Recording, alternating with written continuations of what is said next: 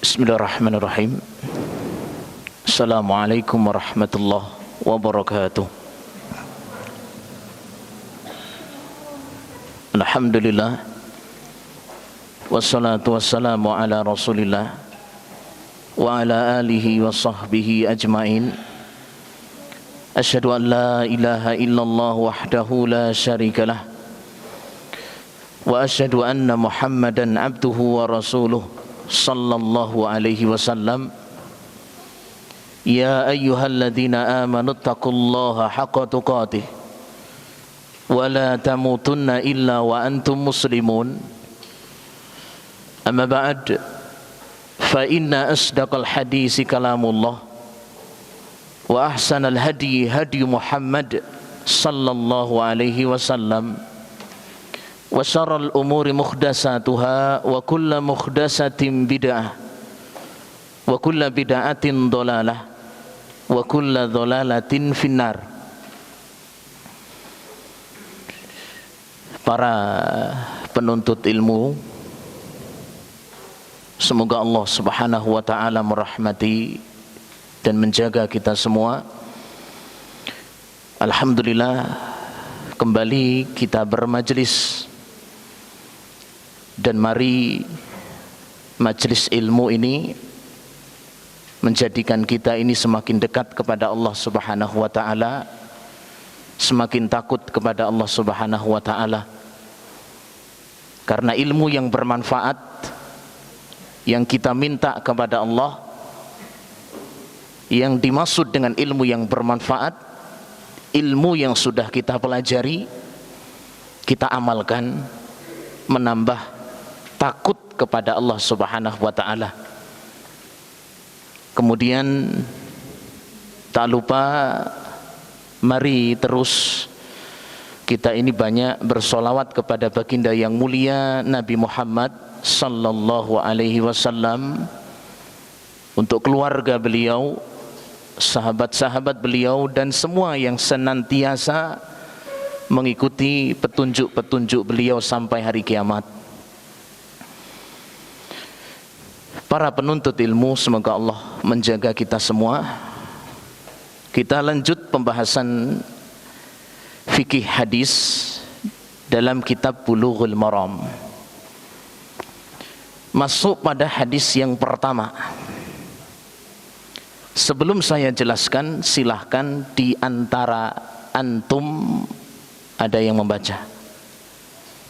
Silahkan angkat jari telunjuknya. Man? Ya, silakan. Ayo dibaca. Ya,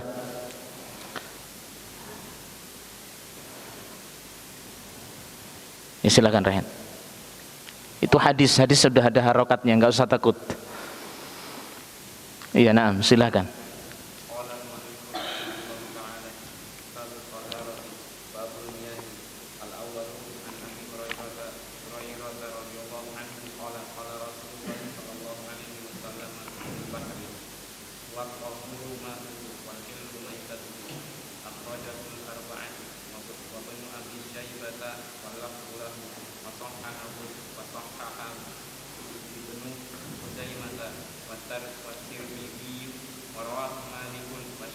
Malik.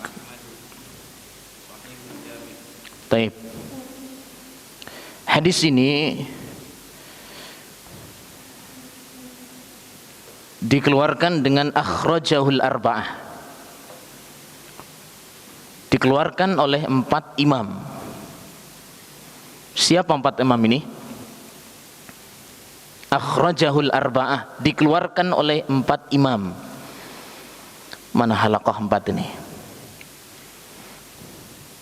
Mana halaqah 4? Ya, silakan halaqah 4, perwakilannya siapa? Akhrajahul arba'ah. Mana halaqah 4? Kok tak lihat batang hidungnya?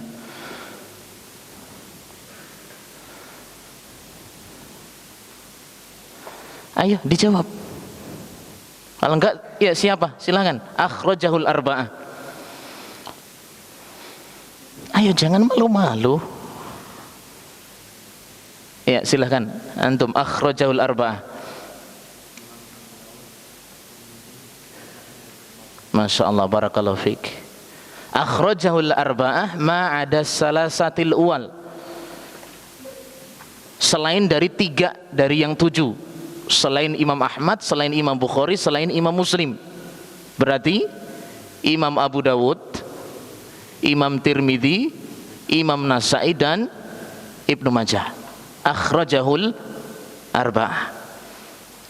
Baik, kita masuk ke hadisnya.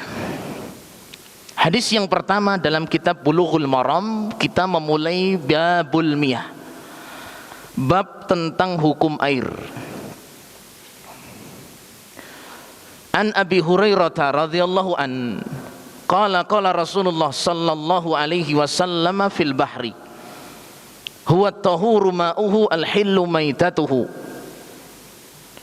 Dari Abi Hurairah, dari sahabat Abu Hurairah, semoga Allah meridainya, berkata, bersabda Rasulullah sallallahu alaihi wasallam tentang air laut. Rasul bersabda tentang air laut, huwa tahuru ma'uhu, dia air laut suci, mensucikan. Air laut suci, mensucikan. Dan halal bangkainya. Dan halal apa? Bangkainya. Dikeluarkan oleh 4 imam, Abu Dawud, Tirmidzi, Nasai dan Ibnu Majah. Berikut pula Imam Ibnu Abi Syaibah, dan disahihkan oleh Ibnu Khuzaimah. Imam Tirmidzi diriwayatkan pula oleh Imam Malik, Imam Syafi'i dan Imam Ahmad. Taib, ini hadis yang pertama dan hadis ini sahih. Hadis yang pertama di sini tentang hukum air laut, ini dinyatakan hadis yang sahih. Ketika Anda mendengar hadis itu hadis yang sahih, berarti bisa dijadikan hujjah. Bisa dijadikan apa? Hujjah, dalil. Dijadikan pegangan. Ya, ketika Anda menyampaikan pendapat, ketika Anda menyampaikan suatu keyakinan dan punya sandaran pada hadis yang sahih, berarti betul. Ini pendapat yang betul. Baik. Hadis di sini dari Abu Hurairah. Antum udah kenal belum sama Abu Hurairah? Udah pernah kenalan? Ya kenal ya. Tak kenal maka tak sayang. Ya dikit-dikit kenalan.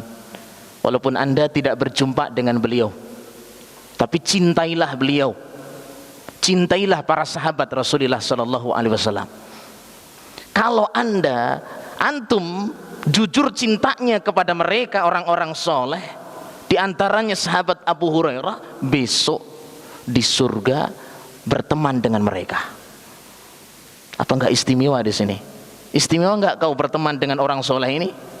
Mau berteman dengan bintang lapangan atau bintang film? Berteman dengan orang-orang soleh di surganya Allah Subhanahu wa taala. Ya, ketika ada seorang sahabat, ya, begitu mendengar sabda Nabi sallallahu alaihi wasallam, al-mar'u ma'a man ahbabt. Al-mar'u ma'a man ahabba. Seseorang nanti di akhirat bersama orang yang dicintainya. Masya Allah. Seseorang nanti di akhirat bersama orang yang dicintainya. Masya Allah. Sahabat Anas ibn Malik sampai menyatakan, saya sangat gembira sekali mendengar ucapan Nabi Shallallahu Alaihi Wasallam, seseorang di akhirat bersama orang yang dicintainya. Ini suatu kabar gembira, kata sahabat Anas. Lah kok bisa gembira? Apa kegembiraan sahabat Anas ibn Malik radhiyallahu an? Saya tahu bahwa amal saya nggak mungkin mirip Abu Bakar. Amal saya nggak mungkin mirip dengan sahabat Umar. Kehebatan mereka orang soleh. Saya tahu nggak mungkin mirip persis dengan Rasul Sallallahu Alaihi Wasallam, tapi mendengar ucapan Nabi di sini, seseorang di surga bersama orang yang dicintainya itu, maka akan dikumpulkan bersamanya, berteman dengan orang-orang soleh. Jadi cintai di sini sahabat Abu Hurairah dicintai. Antum cintai ustadz antum, apalagi cintai para sahabat Nabi, jujur cinta. Ya, nah, jelas di sini ya. Taib. Abu Hurairah ini sahabat Rasul Sallallahu Alaihi Wasallam yang paling banyak meriwayatkan hadis. Ya, 5.000 hadisan itu lewat jalur beliau. Abu Hurairah di sini dari kabilah Daus, Yaman. Beliau dari mana? Yaman. Kabilah Daus dari apa? Yaman. Taib. Dan Abu Hurairah sahabat yang mulia di sini ini masuk dalam golongan Ahlus Suffah. Karena ketika masih di Yaman dan sudah mendengar dengan kenabian Rasulullah Sallallahu Alaihi Wasallam, ingin pindah ke Madinah. Jadi perpindahan di sini tidak bawa apa-apa. Ingin bertemu, masuk Islam, belajar kepada Rasulullah Sallallahu Alaihi Wasallam. Apa yang dikorbankan ini? Ya apa yang dia punya, harta, capek ya jelas. Sehingga dimasukkan dalam golongan Ahlus Suffah. Ahlus Suffah itu orang-orang yang tinggal di Masjid Nabawi, dikenal dengan sangat apa? Sangat miskin. Abu Hurairah dikenal dengan sangat miskin. Masya Allah. Tapi paling banyak meriwayatkan apa? Hadis Rasulullah Sallallahu Alaihi Wasallam.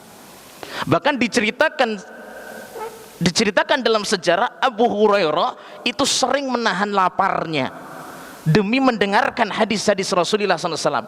Kadang sering pingsan dan beliau menahan laparnya dengan mengikat batu di perutnya.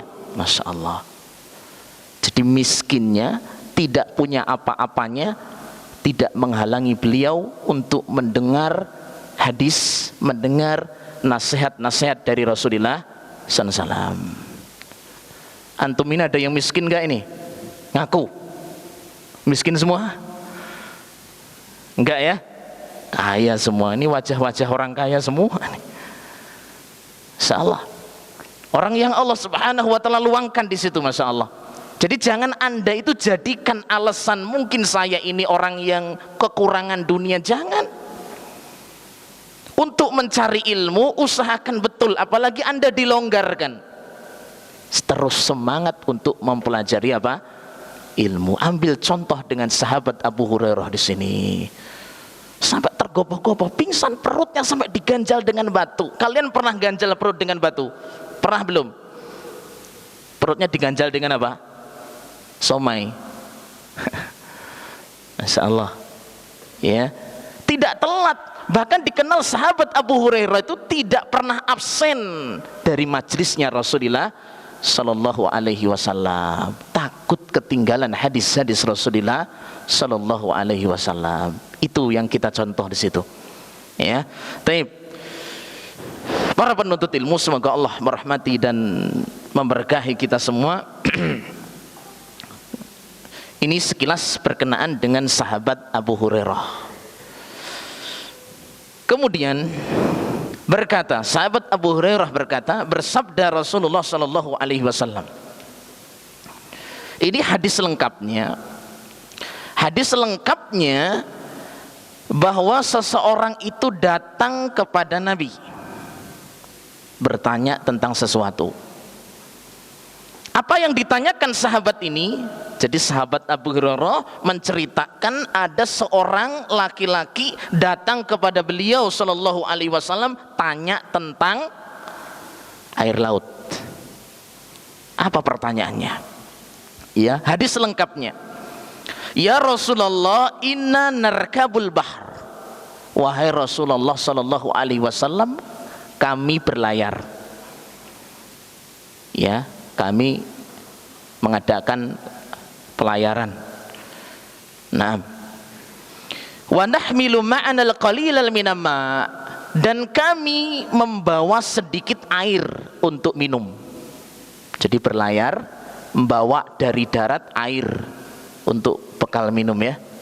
Padahal di laut banyak air enggak? Hah? Banyak enggak di laut? Iya, cuma bedanya apa? Asin. Pernah nyicip tak? Udah berapa liter habis? Tapi bawa ini para sahabat. Iya, sahabat ini menyatakan kami berlayar dan kami bawa sedikit air dari darat untuk minum kami, untuk bekal kami. Nah, kalau kami gunakan untuk berwudu, kami minum apa? Bolehkah kami berwudu dengan air laut? Itu isi pertanyaannya. Jelas ini? Cerita lengkapnya sudah jelas? Ya, kalau diceritain jangan ngantuk. Apa malah cepat ngantuk? Baik. Ini sahabat ini bertanya, kami bawa sedikit air, kalau kami gunakan untuk wudhu dalam pelayaran kami ini, habis.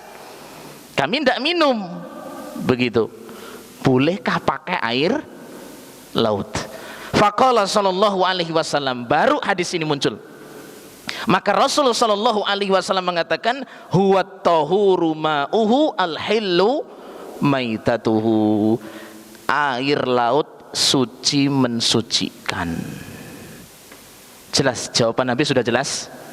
Air laut suci mensucikan. Jadi boleh untuk berwudu, boleh enggak? Boleh, enggak masalah. Taib. Dan halal bangkainya. Nabi tambah penjelasan, halal bangkainya. Jadi ada dua jawaban Nabi SAW. Jawaban yang pertama, Nabi menegaskan bahwa air laut hukumnya apa? Suci mensucikan, tahur. Jawaban Nabi yang kedua ditambah, apa itu? Bangkai air. Bangkai air adalah halal. Halal diapakan? Dimakan, dikonsumsi. Taib. Para penuntut ilmu, semoga Allah merahmati dan memberkahi kita semua. Kita ambil fikihnya, hukum yang berkenaan dengan hadis ini tentang air laut. Yang pertama, faidah yang pertama,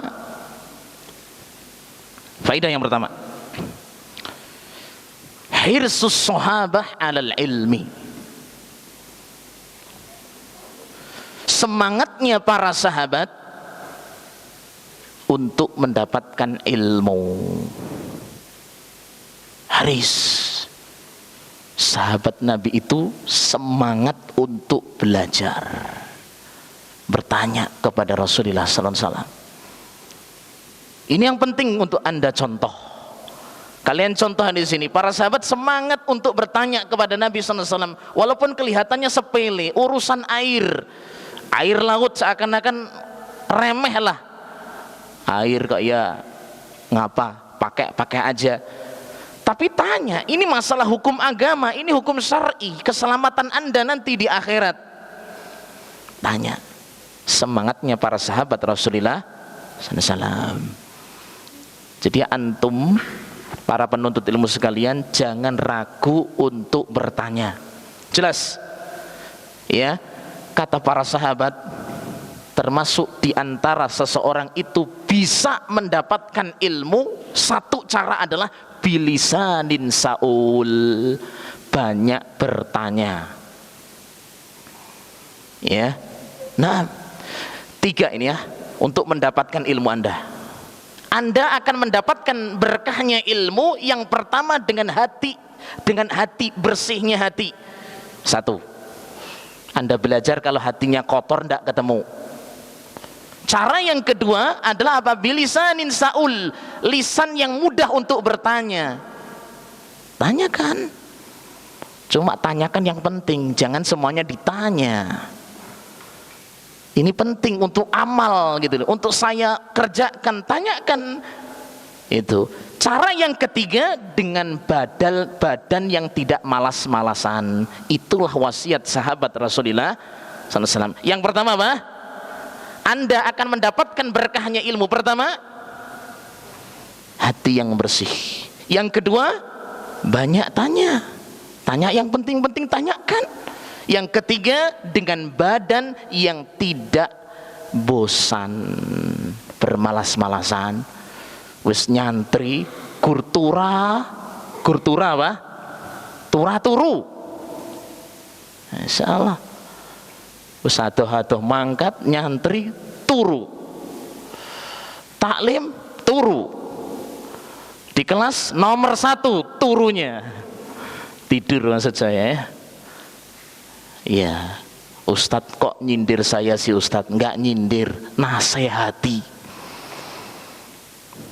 Loh, terus gimana Ustadz kalau saya senangnya turu? Doa sama Allah Subhanahu wa ta'ala gitu loh. Kalau kita ini punya Allah, Rabb kita. Yang menciptakan tidur siapa? Allah. Yang menciptakan Anda siapa? Allah. Mudah bagi Allah. Sekarang Anda usahakan minta, ya Allah, mintalah agar saya bukan menjadi dalam kebaikan itu ahli tidur. Jangan. Tidur itu nikmat. Enggak bisa tidur, susah apa enggak? Susah. Tapi kalau pas kebaikan kok tidur, susah. Ya, taib. Para penuntut ilmu, semoga Allah merahmati dan memberkahi kita. Itu faidah yang pertama, semangatnya sahabat untuk ilmu. Yang kedua, faidah yang kedua, annama al-bahri yarfa'ul hadasa fil hadisi tahuriyatu ma'il bahri. Faidah yang kedua, hukum air laut adalah tahur. Tahur, suci, mensucikan. Hukum air laut tahur, suci, mensucikan. Taib. Apa maksud suci mensucikan di sini? Bisa digunakan untuk mengangkat hadas dan menghilangkan najis. Itu suci mensucikan. Bisa digunakan untuk mengangkat hadas. Mengangkat hadas berarti gimana? Apa caranya? Siapa yang bisa ini? Mengangkat hadas. Cara mengangkat hadas gimana? Masa nggak bisa ini? Hah? Yang jelas suaranya, jangan gremeng. Gimana? Iya, bersuci mengangkat hadas. Cara bersuci gimana? Berwudu. Hadas kecil dengan hadas besar dengan mandi. Jangan ngangkat besi, itu bukan. Hadas berwudu. Berarti air laut bisa digunakan untuk mengangkat hadas. Anda gunakan untuk berwudu, Anda gunakan untuk apa? Mandi. Boleh, walaupun asin. Boleh. Suci mensucikan. Atau mengangkat najis, bersihkan najis, silahkan menggunakan air apa? Laut. Taib, itu faedah yang kedua. Pakai aja ya, pakai aja air laut itu. Faedah yang ketiga, penuntut ilmu sekalian, semoga Allah merahmati dan memberkahi kita. Hukum air laut bercampur benda suci. Ya. Air laut bercampur benda suci.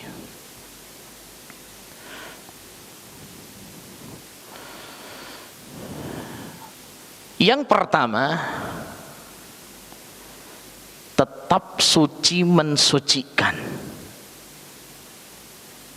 selama masih disebut air, tidak berubah. Ya, tetap suci mensucikan. Selesai. Selama tidak berubah dengan benda suci tersebut, tetap suci mensucikan. Ya, jadi namanya air laut tadi itu asalnya sudah suci mensucikan, bercampur dengan benda suci jelas itu menang. Ya, atau mungkin bercampur dengan benda najis tetap suci mensucikan selagi tidak berubah dengan benda najis. Jelas di sini. Makanya kalau misalkan ya kalian di laut, ada ya enggak yang buang air kencing di situ? Berubah enggak air lautnya? Enggak ya. Mau kencing 1 truk kayaknya masih sama. Ya, suci mensucikan. Apalagi bercampur dengan benda suci, tetap suci begitu. Tapi kalau ditanya begini Ustadz, air laut insya Allah tidak berubah karena memang asalnya suci mensucikan. Tapi gimana kalau yang di pojok-pojok Ustadz? Tahu yang di pojok-pojok? Yang di pinggir Ustadz. Di pinggir-pinggir biasanya yang mampir apa? Hah? Yang najis kadang-kadang ada ya? Ya mampir. Untuk khusus yang bagian-bagian tertentu tadi, ketika tertentu itu berubah dengan sebab najis, bagian itulah yang dihukumi bisana najis. Jelas ini ya? Ya, tapi asalnya suci, nggak usah ragu Anda. Anda di tengah laut, Anda ambil airnya, walaupun di situ mungkin apalah, tapi masya Allah luas, suci sucikan. Tapi ketika mungkin Anda di pinggir laut dan nampak jelas itu perubahannya dengan sebab najis, maka khusus yang itu dihukumi apa? Najis. Baik. Kemudian yang berikutnya, masih faidah yang ketiga di sini. Air laut suci mensucikan walaupun bercampur dengan benda najis atau suci, ya. Jadi kesucian tetap dalam kesucian walaupun rasanya asin. Ya, jadi jangan dipengaruhi dengan sebab apa? Asin kok berubah jadi apa? Najis. Ya. Taib. Para ulama juga sudah pernah menjelaskan, kalau ada air suci kemudian bercampur dengan benda suci kemudian sampai mengalahkannya, maka sudah bukan air lagi. Jelas maksud saya? Ada air suci bercampur dengan benda suci, merubah warna dari benda suci tersebut, maka bukan air. Jelas? Ini air bukan ini. Anda tuangkan 5 sendok ke dalam gelas ini, tripanca di sini. Berubah enggak ini? Berubah enggak airnya ini? 5 sendok kopi bubuk masukkan ke gelas air di sini. Berubah enggak ini air? Berubah. Air atau bukan? Ganti apa namanya? Kopi. Boleh enggak wudu dengan kopi? Nggak boleh, walaupun kopi hukumnya suci. Taib. Jelas, sudah sedikit tergambar ya. Nah, kemudian yang berikutnya, faidah yang berikutnya dari hadis ini lagi.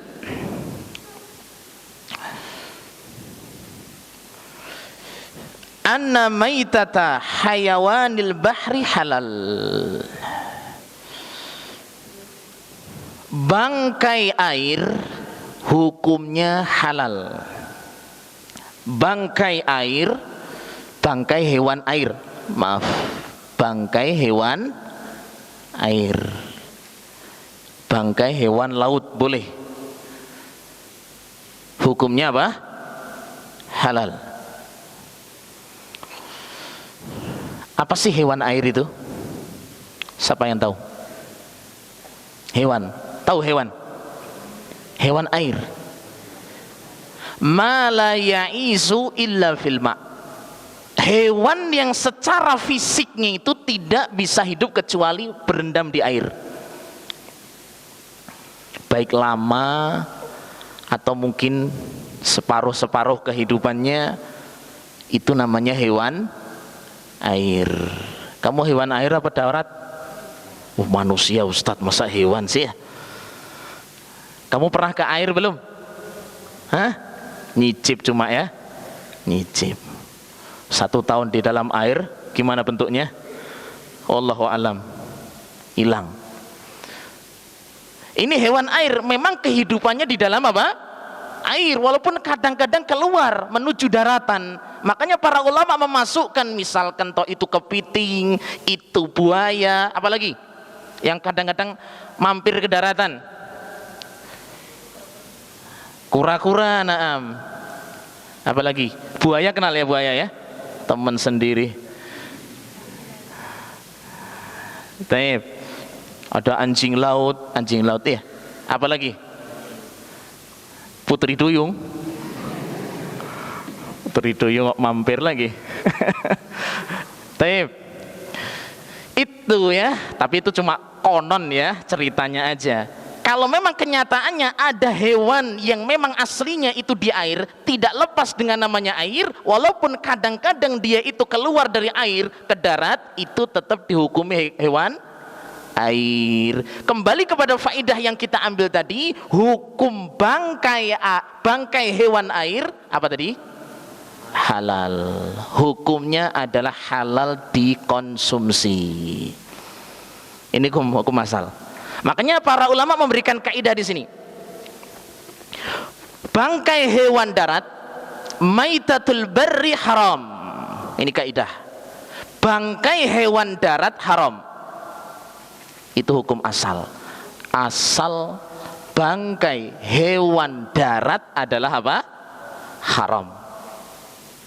Al aslu fi maitatil bahri halal. Asal bangkai air adalah halal. Coba ulangi. Asal bangkai hewan darat apa? Haram. Asal bangkai hewan laut halal. Itu patokan. Kecuali ada dalil yang mengecualikan, kecuali ada dalil yang mengkhususkan. Jelas. Loh Ustadz, katanya bangkai darat itu kan haram. Tapi ada enggak bangkai darat yang itu dihalalkan? Nah, kalau ada dalil, khususkan dengan dalil. Ya. Bangkai hewan laut hukumnya apa? Halal. Ustadz, ada enggak bangkai laut yang haram? Nah, kalau ada dalilnya berarti tidak boleh. Jelas ini? Jadi kalau Anda nggak usah ragu-ragu, ini kaidah loh ya. Kenapa? Dalilnya umum di sini. Kalau Anda belajar dengan kaidah usul, disebutkan al-hillu maitatuhu, halal bangkainya, maitatuhu. Ini isim mudhaf kepada ma'rifat, berfaedah umum. Berfaedah apa? Umum. Coba Anda perhatikan ini contoh yang lain. Wa in ta'uddu nikmatallah la tuhsuha. Apa artinya itu? Wa in ta'uddu nikmatallah la tuhsuha. Jika kalian menghitung nikmat Allah. Nikmatun mufrad atau jamak? Mufrad atau jamak yang sudah belajar bahasa Arab? Mufrad. Mufrad menunjukkan berapa jumlah? Nikmat Allah ada satu? Banyak. Tapi nikmatun mudhaf, mudhaf kepada Allah, kepada ma'rifat, berfaedah umum. Berarti asal hukum hewan laut bangkainya adalah apa? Halal, kecuali ada dalil.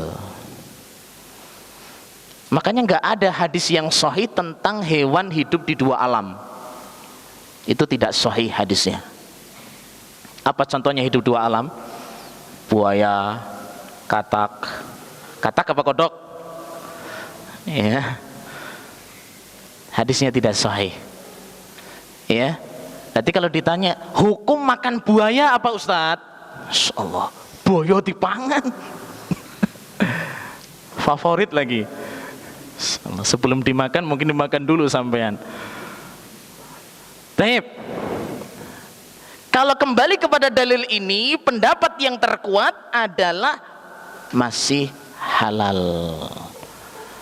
Makan buaya apa? Halal. Tapi jangan nyolong di kebun binatang. Ini lain urusannya. Dan saya nggak menganjurkan jadi favorit ya.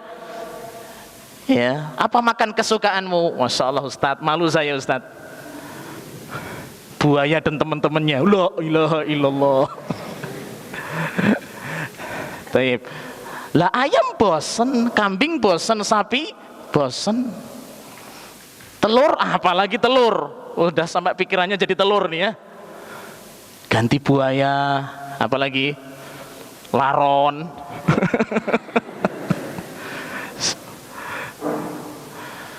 Ini masalah hukum jamaah ya. Ini masalah hukum. Ketika asalnya itu halal ya kita katakan halal ya. Tapi saya nggak mengatakan sunnahnya, afdolnya makan buaya, tidak. Apalagi buaya itu dilindungi, tidak boleh kita ganggu. Jelas? Ya. Nah, berarti tetap hukumnya halal. Anjing laut. Memang sebagian ulama ada yang mengatakan hewan laut yang buas, hewan laut yang memiliki taring haram. Tapi tidak ada dalil pun karena asalnya adalah apa? Halal. Jelas di sini? Jelas ya?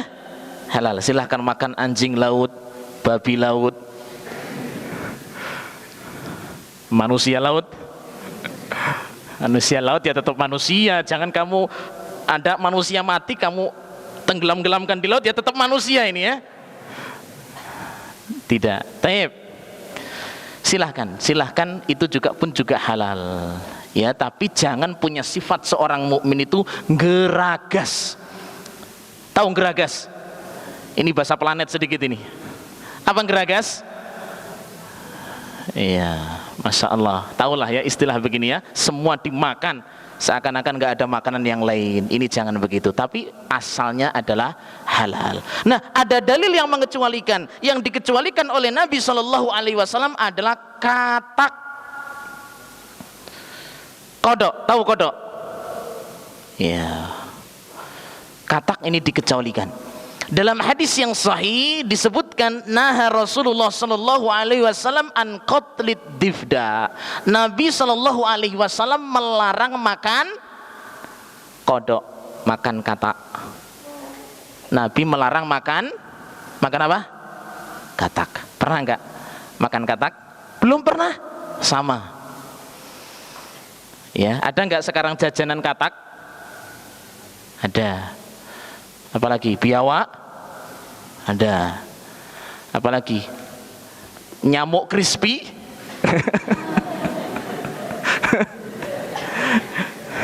Nah, sekarang kan serba crispy semua ya, Masya Allah, jajanan murah meriah, kriuk pula. Taib. Udah, penuntut ilmu sekalian, semoga Allah merahmati dan memberkahi kita.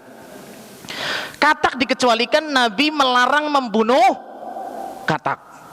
Hati-hati ya, membunuh katak itu dilarang. Loh Ustadz, loh itu kan dilarang membunuh, nggak ada larangan untuk makan. Ya jelaslah ya, dilarang membunuh otomatis dilarang untuk apa? Makan. Karena nggak ada yang nernak katak di perut. Ada yang beternak katak di perut?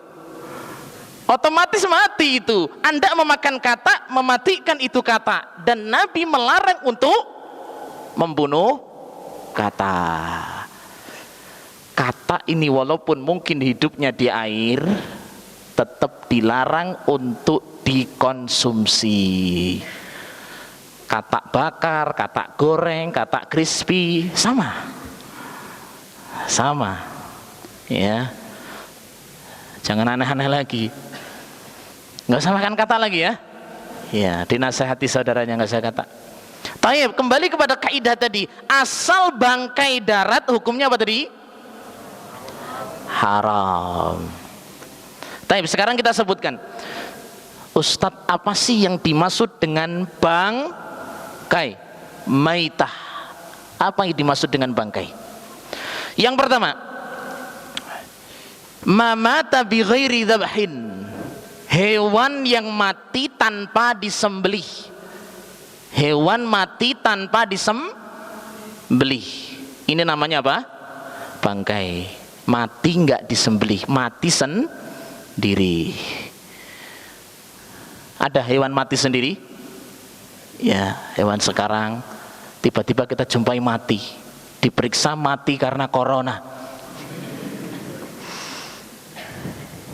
Taib.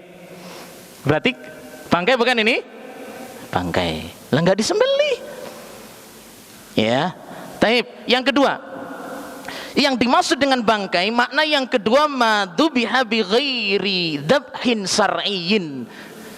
Hewan yang disembelih dengan cara tidak benar. Hewan memang disembelih tapi caranya tidak benar. Hewan itu disengaja untuk dimatikan tapi caranya tidak benar. Kamu nyembelihnya biasanya di bagian mana kalau pernah? Siapa yang pernah nyembelih? Belum pernah? Iya, ya nyembelih lah. Sesuk kapan-kapan nyembelih ya. Nyembelih hewan ternak. Nyembelih perutnya dulu. Lah pengen hatinya saya. Nyembelih kakinya dulu. Yang pengen sop buntut, beleh apanya? Buntut sapi. Ini gak bener nyembelih situ. Atau nyembelihnya dengan di smackdown. Ya. Dicekik ya, dicekik, dibanting, supaya pingsan mati begitu, disetrum. Gak bisa seperti itu. Ini gak benar seperti ini ya. Kalau mati dengan sebab-sebab seperti itu bangkai, itu bukan ini bangkai, walaupun toh anda nyemek-downnya dengan bismillah. Udah nggak bener ya. Nyembelihnya pakai lewat belakang mungkin begitu, bismillah bismillah, ya sama, itu tetap dihukumi apa? Bangkai. Jelas di sini ya. Atau anda nyembelihnya dengan ditembak, nggak benar, ini tetap bangkai. Kalau hewan ternak, hewan yang jinak disembelih dengan apa ini? Lehernya. Jelas. Nggak boleh ditembak. Bismillah. Dor. Ayam masih anteng-anteng sama gitu, tembak. Kalau hewan itu liar, silahkan bagian mana yang bisa mengalirkan darah, halal. Bismillah. Tapi burung liar ya, bismillah. Dor. Kena kepala, kena perut, mati. Halal? Halal. Tapi jangan kambing yang di kandang yang juga masya Allah ya, tembak. Mati dengan sebab itu bangkai. Jadi penyembelihan pun juga harus apa? Benar. Taib. Sekarang bangkai makna yang ketiga. Bangkai makna yang ketiga, madzubiha min ghairi ahlihi. Hewan yang disembelih oleh yang tidak berhak. Hewan disembelih oleh yang tidak berhak. Siapa yang berhak menyembelih? Yang halal untuk menyembelih siapa? Muslim. Begitu. Dua, siapa yang boleh menyembelih itu? Ahli kitab, Yahudi dan Nasrani. Sembelihan mereka halal. Tapi hewannya halal ya, jangan nyembelih babi jadi halal. Jadi kalau ahli kitab nyembelih ayam, ayam kan halal ya, itu asalnya halal. Allah Subhanahu wa taala menyatakan wa ta'amul ladina utul kitab hillul lakum, dan sembelihan ahli kitab halal. Muslim, sembelihan orang muslim halal. Sembelihan orang, mohon maaf, orang Hindu, sembilan orang Hindu, ayo dijawab. Loh, Hindu bukan ahli kitab tak? Bukan. Orang Buddha?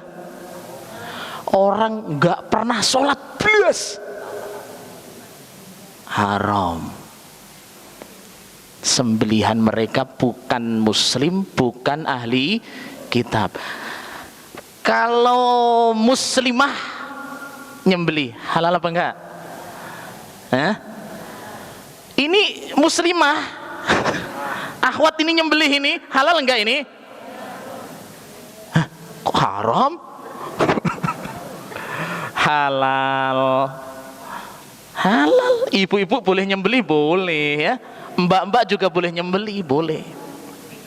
Boleh, tapi biasanya yang lebih berani adalah siapa? Laki-laki. Jelas ya? Ya, enggak masalah nyembelih, enggak masalah. Muslimah boleh. Ya, tapi jangan sampai keliru jempolnya yang disembelih. Baik. Para penuntut ilmu, semoga Allah merahmati dan memberkahi kita. Ini masalah bangkai.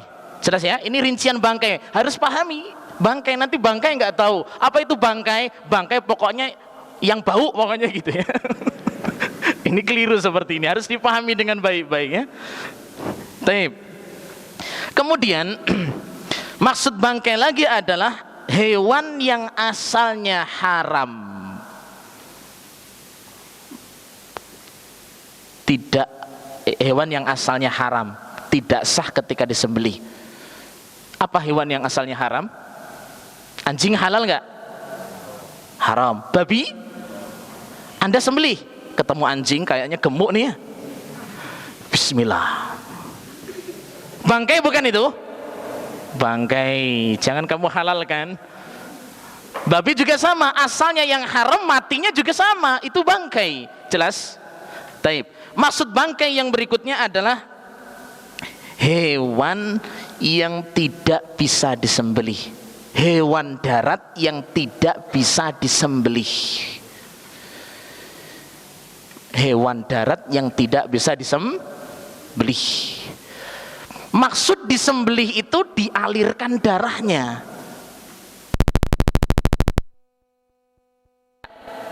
Banyak. Ketika hewan darat ini, ingat ya, hewan darahnya tidak bisa disembelih karena nggak memiliki apa ini, aliran darah tadi, maka ini juga bangkai. Contoh hari semut, ada yang makan semut, apalagi nyamuk, laron, apalagi ya, itulah yang biasa yang sangat bau itu, apa itu namanya itu? Lembing ya. Ada santri yang goreng lembing. Nggak usah ya, nggak usah ya. Mau disembelih apanya? Mau sembelih atas bawah sama saja gitu ya. Nah, kemudian ini juga menjawab pertanyaan tentang bagaimana hukum makan bekicot. Kenal sama bekicot? Keong darat. Kalau keong sawah, keong air halal, silahkan dimakan ya keong ya. Tapi cangkangnya jangan dimakan. Taib. Ini bekicot. Bekicot darat apa air ini? Darat. Ya, kalau pas musim bekicot, masya Allah, kayaknya nikmat sekali ini ya. Enggak usah, jangan dimakan. Jelas ya? Karena bekicot tidak teraliri darah yang mengalir, Anda sembelih depan, belakang, tengah sama. Berarti kematiannya adalah bangkai. Inilah pendapat yang kuat jumhur ulama. Jelas ya? Jelas. Kemudian juga termasuk bangkai yang terakhir yang disebutkan para ulama, yang dimaksud dengan bangkai adalah makutia min bahimatin wahya hayyatun, potongan hewan hidup. Potongan hewan hidup. Jangan ngantuk dulu ya, merem boleh tapi jangan ngantuk dulu. Jam berapa itu? Potongan hewan hidup. Potongannya itu disebut dengan apa? Bangkai. Seperti tadi contohnya. Contohnya misalkan ada orang pengen makan buntut sapi. Karena kalau sapinya disembelih, habis kan nggak punya sapi kan? Dia potong buntutnya, bismillah. Putus buntutnya, disop, sop. Bangkai bukan ini buntutnya ini? Bangkai. Nggak boleh cara-caranya begitu. Atau pengen kikil, potong pula tuh kakinya itu. Ya, ini bangkai. Bangkai. Taib, jelas ya? Taib. Ini sudah kita ambil faidah dari hukum air laut. Yang kedua, Nabi SAW mengatakan hukum bangkai air. Taib. Ini sudah jam cukup ya. kajiannya sampai saat ini ya. Ini faedah hadis pertama saya katakan sudah cukup. Mudah-mudahan jelas bagi kita yang berkenaan masalahnya hukum air laut dan hewan laut. Demikian yang bisa saya sampaikan. Mudah-mudahan Allah Subhanahu wa taala memberi keberkahan kepada kita semua dan melindungi kita semua. Subhanakallahumma bihamdik asyhadu an la ilaha illa ant astaghfiruka wa atubu ilaik. Assalamualaikum warahmatullahi wabarakatuh.